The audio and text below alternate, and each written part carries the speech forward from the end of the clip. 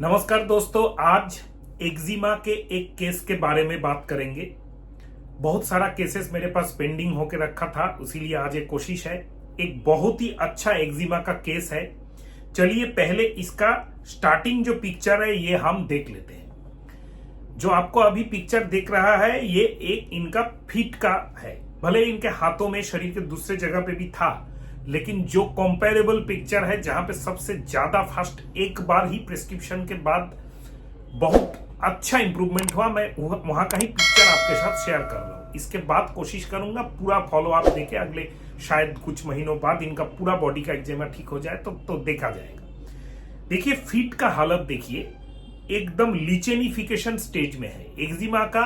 Actually eczema is not a disease, eczema is a stage of skin disease. मतलब skin में कहीं पे भी बैक्टीरियल, फंगल, पैरासाइटिकल, वायरल या फिर कॉन्टैक्ट डर्माटाइटिस, केमिकल या फिर एलर्जिक रिएक्शन से अगर कुछ क्रॉनिक इन्फ्लामेशन रहता है तो उसका एक स्टेज आता है जब वो इन्फ्लामेशन स्किन में ही लोकलाइज्ड होकर रहता है और उसमें एक एक्सुडेशन या पानी के माफिक या एक स्टिकी डिस्चार्ज होता है। कभी कभी वो जो डिस्चार्ज है वेराइटीज कलर का होता है और उसके बाद वो जगह एकदम एक थिक स्कैब के तरह आपका हो जाता है। तब उसको हम लोग ब्लैकिश एक थिक जो स्कैब होता है उसको हम लोग लिचेनिफिकेशन बोलते हैं। और ये जो एक्जिमा का केस है इसमें आपको दिख रहा है कि ये पेशेंट को काफी सारा ऐसा लिचेनिफिकेशन ब्लैकिश एंड व्हाइटिश एकदम गंदा टाइप का, मैला टाइप का, एक स्कैब टाइप का हो गया है। ये फर्स्ट पिक्चर में हम लोगों को मिल गया। नाउ कमिंग टू इसका केस टेकिंग। मैंने इसका केस टेकिंग किया।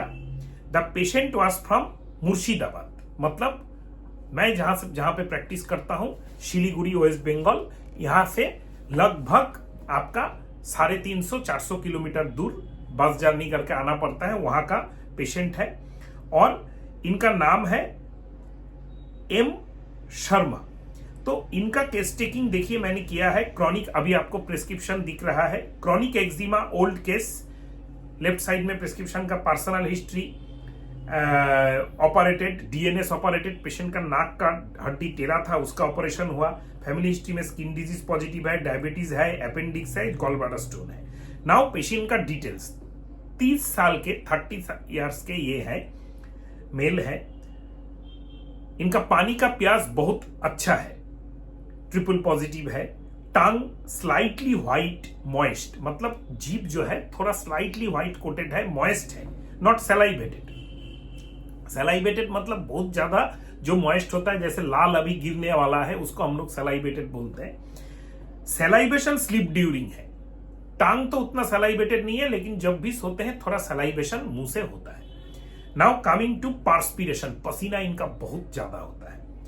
पीएमयू मतलब फिजिकल मेकअप, ओबेसिटी मतलब मोटा पेशेंट है। मुझको अभी भी याद है लगभग 80 के ऊपर होंगे, 5.5 फुट हाइट होगा, 80 के ऊपर उनका वेट होगा। सीसीभी मतलब कैच कोल्ड वेरी इजीली, कुछ भी नहीं है, लेकिन फिर भी डस्ट एग्रावेशन है। मतलब डस्ट में जाने के बाद पेशेंट का नाक सुरसुर करने लगता है और नाक छींक वगैरह आना स्टार्ट हो जाता है। Patient is hot patient, it is not chilly patient, remark my words, patient is hot patient.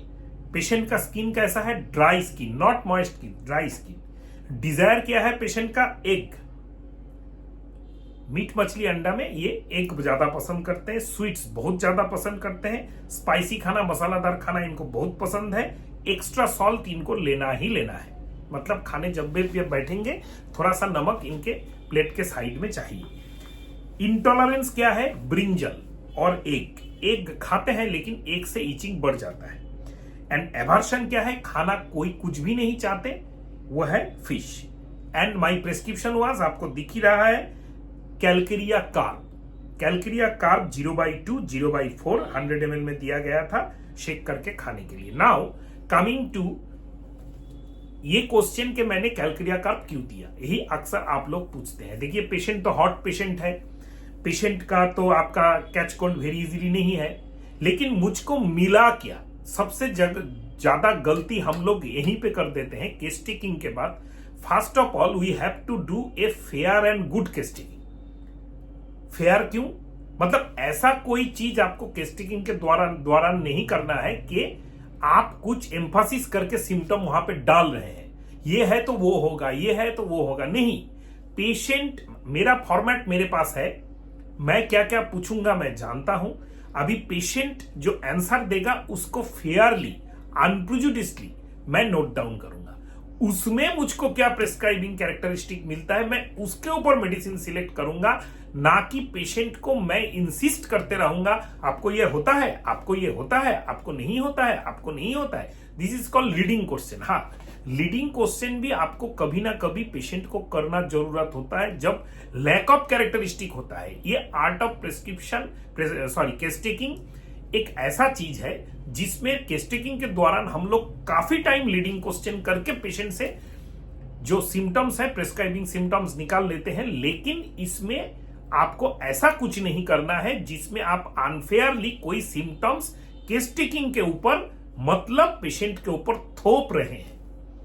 जैसे इस पेशेंट को मैं अगर बार बार पूछता, अच्छा आपको बहुत गर्म लगता है, ठंडा कभी भी नहीं लगता, चिलीनेस कभी भी फील नहीं होता, दूसरे लोगों से फैन हर टाइम ज्यादा ही लगता है, कम भी नहीं लगता, तब शायद पेशेंट बोल देता कि मुझको कभी कभी ठंड लगता है। तो मैं हॉट पेशेंट की जगह एम्बिथर्मिक लिख देता, तो कैलकुलेटर का देना मेरा इजी हो जाता। मैंने लिखा नहीं, मैंने किया नहीं।